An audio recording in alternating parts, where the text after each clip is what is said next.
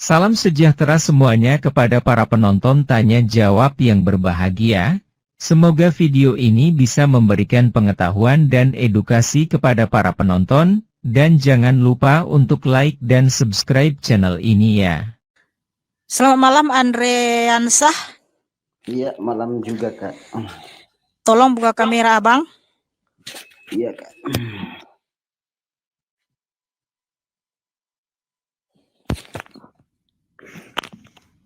Ya, salam hormat Kak. Ya, salam hormat juga Abang. Iya, saya mau bertanya. Ya, tolong buka kameranya Bang.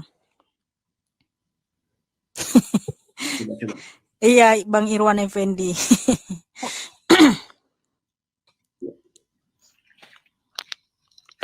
Ya, salam hormat Kak. Iya, salam hormat Abang. Silakan. Iya, saya mau bertanya ini mengenai kitab-kitab kan yang diturunkan kepada nabi-nabi, kitab Zabur, kitab Taurat, Injil, bahkan yang terakhir kan Al-Quran. Tapi yang saya lihat kan Al-Quran kan sebagai pelengkap kitab-kitab tersebut. Tapi kok kenapa bagi orang Kristen yang dipakaikan itu orang kitab-kitab Injil begitu? Oke Abang. Udah jelas kita tahu Abang ini dari agama mana. Nah, kalau memang betul bahwa Al-Quran itu pelengkap dari kitab-kitab sebelumnya itu tadi yang Abang sebutkan, Taurat, Zabur, dan Injil, boleh Abang saya tanya apa itu arti Injil? Kalau bagi saya sih umat Islam sih nggak tahu sih kitab Injil. Tapi yang saya bacakan kan kitab-kitab tersebut kan yang diturunkan oleh Tuhan untuk kepada yang diutuskan kepada nabi-nabi kan, Zabur, Taurat, Injil, dan Al-Quran. Oke, jadi Abang gini, mohon maaf ya, dengan segala hormat, itu kan klaim sepihak dari agama Abang, bahwa kitab Abang itu pelengkap atau penyempurna kitab-kitab sebelumnya, itu Taurat, Zabur, dan Injil. Tetapi kalau kita itu umat Kristen atau orang Yahudi, kalau kamu tanya, apa itu Zabur atau Mazmur, apa itu Taurat, apa itu Injil, pasti bisa menjawab, bisa menjelaskan dengan baik. Karena di dalam Taurat itu ada 613 hukum. 613 hukum ini terdapat di antaranya bahwa untuk mendapatkan pengampunan hanyalah melalui darah yang tertumpah. Itulah kenapa ketika Habel dan Kain mempersembahkan persembahannya kepada Tuhan, Kain mempersembahkan hasil dari panen tanaman-tanamannya, dan Habel mempersembahkan darah domba. Dan yang diterima adalah persembahan Habel, dan persembahan Kain tidak diterima. Jadi ini adalah simbolik dari pengampunan Tuhan Yesus di atas kayu salib. Artinya, supaya bisa mendapatkan pengampunan hanya melalui darah yang tertumpah, bukan dengan usaha-usaha yang lain. Makanya ketika ada orang mengatakan, untuk bisa ke surga itu hanya dengan kekuatan kita, apabila kita bertobat, apabila kita beramal, dan lain sebagainya. Sementara apa kata Tuhan yang Maha Kuasa itu? Tidak, saudaraku, hanya melalui penumpahan darah. Makanya hukum Taurat itu segala sesuatu disucikan dengan darah yang tertulis di Ibrani 9. Tanpa penumpahan darah tidak ada pengampunan. Itulah inti dari hukum Taurat. Jadi hukum Taurat itu bayangan tentang kedatangan Mesias yang akan memberikan darahnya kepada kita sebagai pengampunan dosa-dosa kita. Makanya orang Israel dulu mempersembahkan darah domba yang tak bercela. Makanya ada bait suci. Bait suci ini tempat mempersembahkan darah domba sebagai pengampunan atas dosa-dosa. Nah, ini adalah bayangan tentang Mesias yang akan memberikan kita pengampunan. Nah, kemudian Injil itu adalah penggenapan dari hukum Taurat, di mana Injil itu adalah Tuhan Yesus Kristus itu sendiri, pencipta langit dan bumi, datang ke dunia untuk menggenapi hukum Taurat yang tertulis di Markus 1 ayat 1 sampai 8. Jadi Injil itu kenapa dikatakan kabar baik? Karena Tuhan Allah itu sendiri telah datang ke dunia memberikan pengampunan di atas kayu salib. Dia memberikan darahnya yang suci mulia agung sebagai pengampunan atas dosa-dosa kita, supaya setiap orang yang percaya kepadanya tidak binasa, melainkan beroleh hidup yang kekal. Itulah Injil, Abang. Nah, kalau Abang mengatakan bahwa kitab Abang itu penyempurna kitab Taurat, Zabur, dan Injil, yang dimana Zabur itu Mazmur, di Mazmur juga dinubuatkan tentang kedatangan Tuhan Yesus, kematian dan kebangkitannya. Makanya Taurat, Zabur, dan Injil itu intinya adalah Tuhan Yesus Kristus itu sendiri yang memberikan pengampunan di atas kayu salib, supaya melalui darahnya yang kudus kita layak masuk surga. Nah, kalau memang kitabmu itu penyempurna ketiga kitab ini, pertanyaan saya, Bang, apa di dalam kitabmu ada tertulis bahwa untuk mendapatkan pengampunan harus melalui darah yang tertumpah? Kalau di dalam Atau darah Mesias atau darah Tuhan Yesus telah memberikan pengampunan, apakah itu ada di dalam kitab Abang? Kalau di dalam kitab saya sih tidak. Cuman begini, kalau di dalam kitab saya, cuman kalau pertumpahan darah begitu kan tidak mungkin kalau untuk apa ya, membuang dosa. Itu kan lucu, Pak. Nah, oke, bentar. Bagimu itu lucu karena Abang tidak pernah membaca kitab Taurat, Mazmur, dan Injil. Makanya bagi kalian tuh merasa lucu, merasa BODOH, sehingga firman Tuhan tertulis ya di 1 Korintus 1 ayat 18 bahwa pemberitaan salib adalah memang kebodohan bagi mereka yang binasa, tetapi bagi kita yang diselamatkan oleh Allah, pemberitaan itu adalah kuasa Allah. Jadi kalau kalian lucu gitu, diolok-olok, masa melalui darah mendapatkan pengampunan. Jadi Alkitab itu sungguh luar biasa karena memang nanti akan ada yang mengolok-olok pemberitaan salib itu, sehingga firman Tuhan menuliskan, sebab pemberitaan tentang salib memang adalah kebodohan bagi mereka yang akan binasa, tetapi bagi kita yang diselamatkan oleh Allah, pemberitaan itu adalah kuasa Allah. Sehingga saudaraku, kenapa Tuhan menyuruh Abraham. Tuhan menyuruh Abraham mempersembahkan anaknya Ishak di Gunung Moria, yaitu sebagai korban bakaran, tetapi digantikan oleh domba. Itu ada maknanya, Bang. Itu bukan sekedar hanya menguji imannya Abraham. Tapi saya mau tanya, domba itu apa ya, Bang?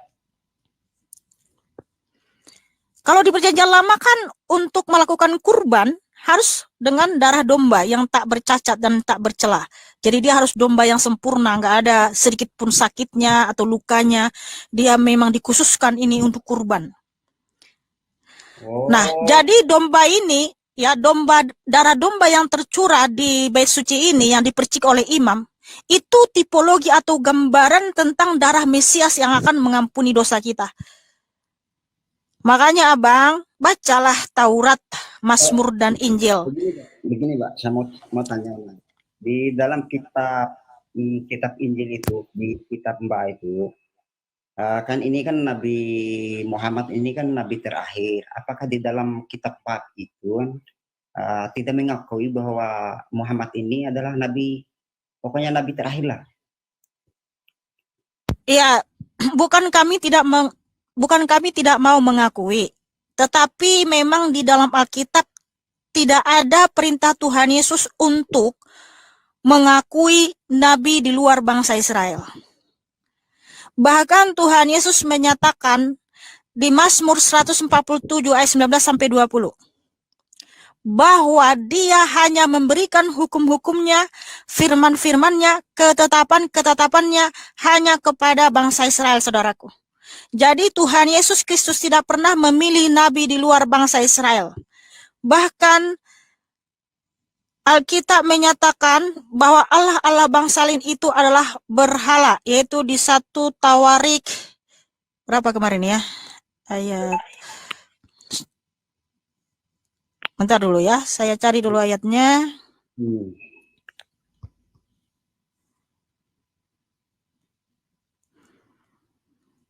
Sehingga kita tidak boleh percaya kepada Allah bangsa lain selain Tuhan Yesus Kristus yang tertulis di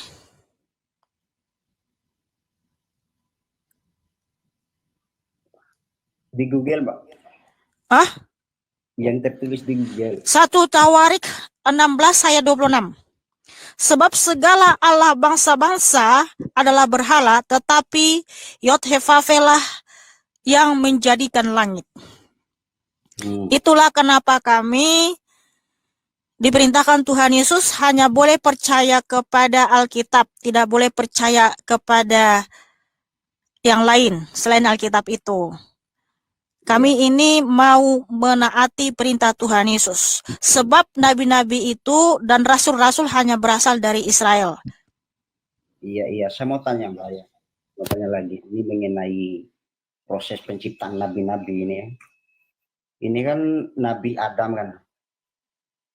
Kalau saya lihat tanpa Nur Muhammad itu Nabi Adam itu tidak bisa hidup di dunia. Gimana Bang? Ini kan mengenai proses penciptaan. Saya lihat kan, kalau saya lihat itu tanpa Nur Muhammad itu Nabi Adam tidak bakalan bisa ada di dunia ini. Oh gitu. Ya, ya itu kan iman Abang, terserah Abang aja. Ini bukan masalah iman ini kan Loh. mengenai penciptaan Nabi. Nah, kan ini kan Nabi Adam kan diciptakan dari tanah. Itu kan bukan tanah saja, air, angin. Oh, air, angin. Loh, terus Adam itu sebenarnya diciptakan dari air, dari tanah, atau dari angin? Yang mana yang benar? Dia dari tanah, cuman bahasanya ada yang dari tanah. Tapi tanpa air kan tanah itu kan tidak mungkin menyatu.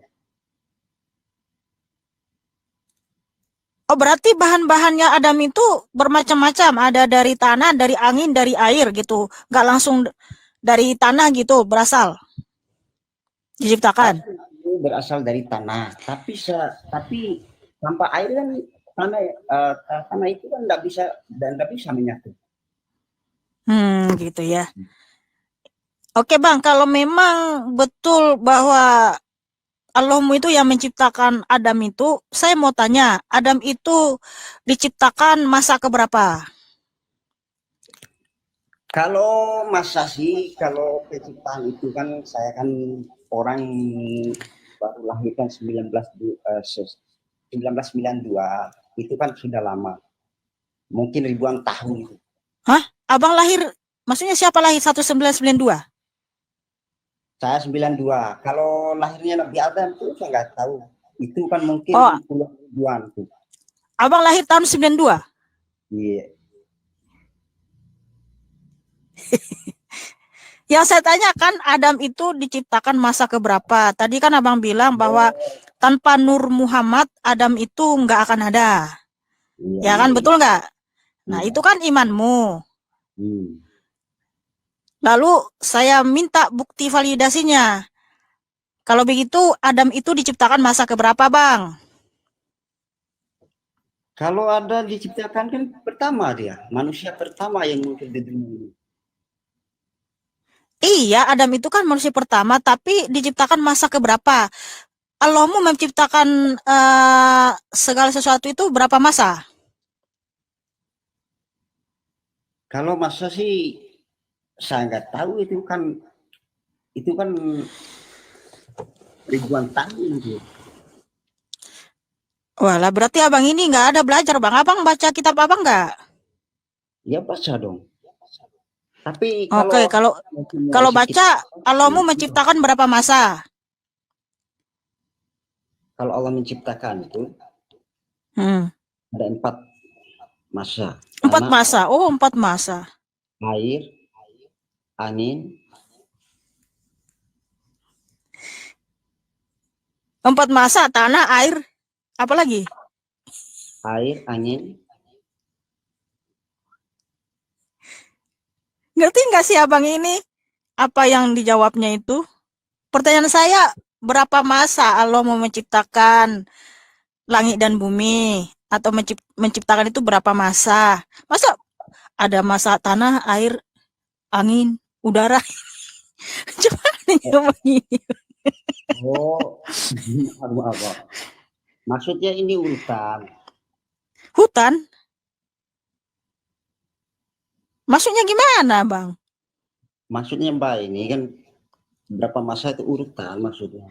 Iya, urutan penciptaan gitu kan. Berapa masa atau berapa lama? Maksudnya berapa lama? Kalau lamanya sih Mbak, kalau penciptaan itu ribuan. Matanya saja itu Berapa? ribuan ribuan tahun baru jadi manusia. Penciptaan matanya saja itu. Matanya aja ribuan tahun. Iya, Matanya siapa ribuan tahun baru ada? Nabi Adam. Oh, Adam itu diciptakan oleh Tuhanmu ribuan tahun, matanya doang. Iya, Mohon maaf nih Bang, saya mau nanya kok lama sekali gitu Bang? bukan sehari penciptaan Nabi Mbak. Nabi Adam dulu itu butuh waktu, bukan dibilang kun fayakun langsung jadi. Terus?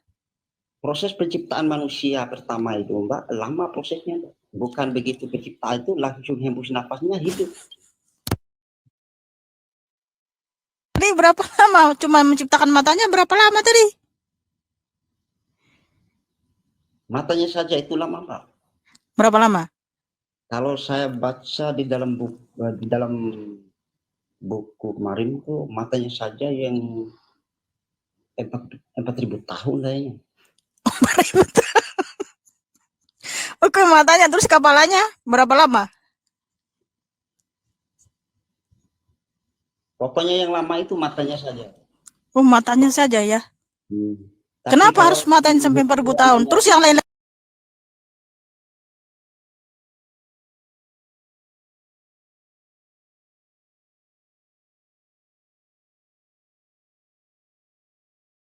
baru baca cuma di mata. kan lama itu.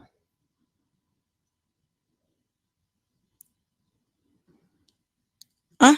Kalau semua, ini kan cuma matanya doang 4.000 tahun. Tapi lihat dulu Mbak, kan tidak mungkin kitab Injil, pokoknya kita kan cuma beda kitab saja agama. Tapi proses penciptaan Adam kan yang jelas tertera dalam kitab Mbak juga. Iya, kalau Tuhan Yesus menciptakan Adam dan Hawa itu hanya 1 hari Bang ya, hari ke-6. Tuhan Yesus itu mengambil debu tanah, lalu Ya. dibentuklah kepala Adam, matanya dilukis, dibentuk ya kan, hidungnya, bibirnya, mulutnya, semua lengkap. Setelah terbentuk dengan begitu indah dan sempurna, lalu Tuhan Yesus menghembuskan nafas kehidupan ke hidung Adam, ya. Langsung jadi makhluk hidup. Jadi makanya Adam itu artinya manusia pertama. Nah, Tuhan Yesus menciptakan Adam dan Hawa itu hari ke-6. Tuhan Yesus menciptakan langit dan bumi dan segala isinya itu 6 hari, Bang. Jadi Tuhan Yesus tidak perlu membutuhkan waktu yang sangat lama. Karena dia Tuhan Allah yang Maha Kuasa. Hanya berfirman ya, jadilah burung-burung di udara, langsung jadi. Jadilah air, jadilah ikan-ikan mengeluarkan. Hah? Itu bukan 6 hari Mbak. Mungkin Mbak bilang itu penciptaan manusia Adam itu mungkin urutan harinya ke-6, bukan 6 hari penciptaan Nabi Muhammad.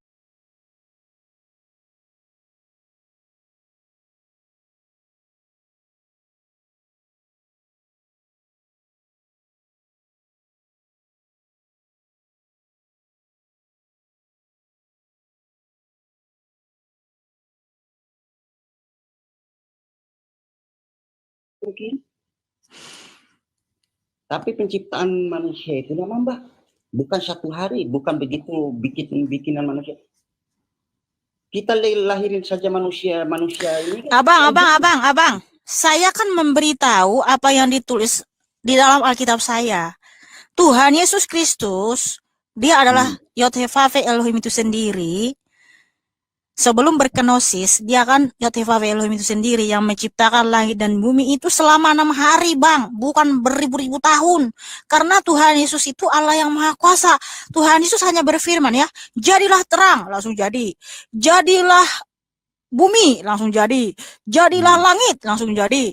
Jadilah burung-burung di udara, langsung jadi. Jadilah ikan-ikan di laut, langsung jadi. Jadilah hewan-hewan ternak, langsung jadi. Tetapi ketika menciptakan manusia Bang hari ke-6,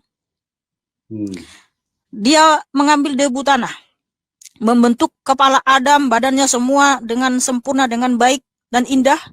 Lalu Tuhan Yesus mengembuskan nafas kehidupan ke hidung Adam, yang tertulis di Kejadian 2 ayat 7. Sehingga Adam itu menjadi manusia pertama.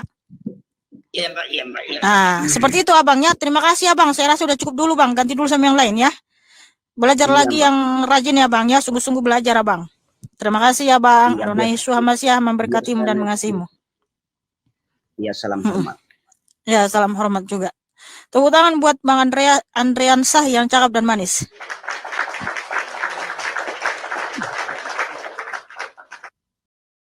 Saudara-saudara sekalian, di video yang baru saja sudah kita lihat bersama-sama ini, ada pertanyaan-pertanyaan yaitu tentang kitab-kitab yang diturunkan Tuhan kepada para nabi seperti Taurat, Injil dan Zabur, lalu Al-Quran dikatakan sebagai pelengkap daripada kitab-kitab tadi.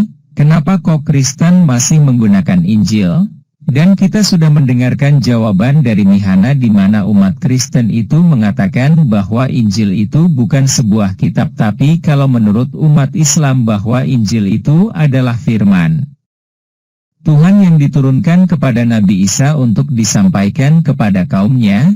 Itulah beda keimanan antara Kristen dengan agama Islam. Lalu dialog pun melebar kemana-mana di mana juga membahas tentang penciptaan alam semesta di mana Kristen selalu membanggakan bahwa Alkitabnya bisa menceritakan penciptaan dunia secara terperinci, tapi mereka tidak sadar kalau ada kejanggalan dengan ayat Kejadian 1 itu, di mana dikatakan hari pertama Tuhan menciptakan terang dan mengatakan dengan siang. Bagaimana bisa menciptakan terang sedangkan mataharinya baru diciptakan di hari keempat?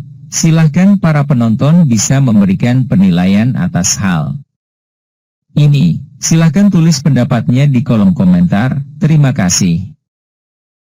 Jawabannya lihat ayat di Alkitab. 1 Tawarikh pukul 16.26 sebab segala Allah bangsa-bangsa adalah berhala, tetapi Tuhanlah yang menjadikan langit.